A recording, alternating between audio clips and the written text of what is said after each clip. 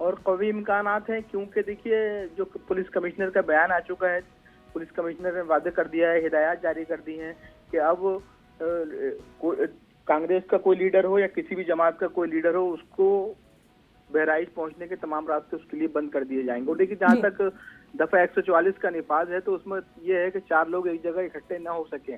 लेकिन जब पिछली मर्तबा कांग्रेस ने कोशिश की थी, उसमें भी कांग्रेस के रियासती सदर पहुंचे थे 3 लोगों के साथ, तो उनको रोक दिया गया था। तो देखिए जी। ये तमाम चीजें जो है कानूनी तौर पर अब इन पर यकीन करना बहुत आसान नहीं है, क्योंकि ये उत्तर प्रदेश हुकूमत ने जैसे तय कर लिया हो कि इस मामले में कहीं भी कोई सियासी मुदाखलत नहीं करने दी जाएगी। जो कुछ हुकूमत अपनी सतह पर कर रही है, इंतजामिया अपनी सतह पर कर रहा है, बस वही काफी है।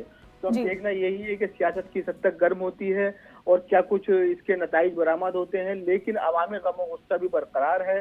मुतालबात के लिए, एहतजाज के लिए, मुजाहिरों के धरनों के लिए मुसलसल आवाजें उठ रही हैं। जी। अब राहुल की आमद मजीद इसमें किस अंदाज से इसको मतलब आगे बढ़ाती है इस तहरीक को, या क्या कुछ इसके नताइज बरामद होते हैं, या हुकूमत उत्तर प्रदेश और बिलखुसूस पुलिस इंतजामिया का क्या रद्द अमल सामने आता है, ये देखने की बात होगी। बिल्कुल। लेकिन बुनियादी बात यही है मुनज़्ज़र के उत्तर प्रदेश में सियासत गर्म हुई है और उन मौज़ूआत की तरफ चल पड़ी है जिनको हम कहीं ना कहीं जमहूरियत के लिए खतरा मानते हैं, जिनको कहीं ना कहीं अवाम से जोड़कर, अवाम की बहबूद से जोड़कर नहीं देखा जा सकता है। तो बस यही है कि अब क्या मंजरनामा है ये आने वाला वक्त बताएगा मुनज़्ज़र। बिल्कुल तारिक कमर, और इससे पहले आप बात कर रहे थे कि किस तरह का रिएक्शन वज़ीर आज़म के हवाले से दिया जा रहा है, उनके लखनऊ दौरे के हवाले से।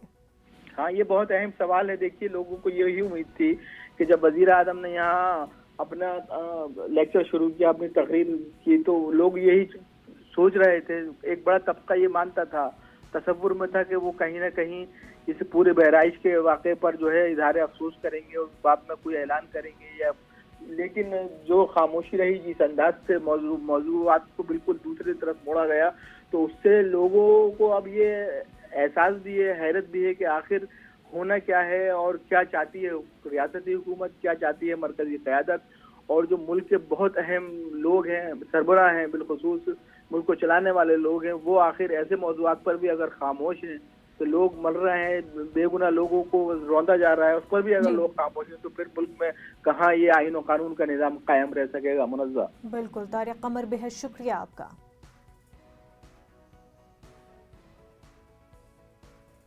आगे बढ़ते हैं। एनसीपी लीडर नवाब मलिक ने बीजेपी हुकूमत पर निशाना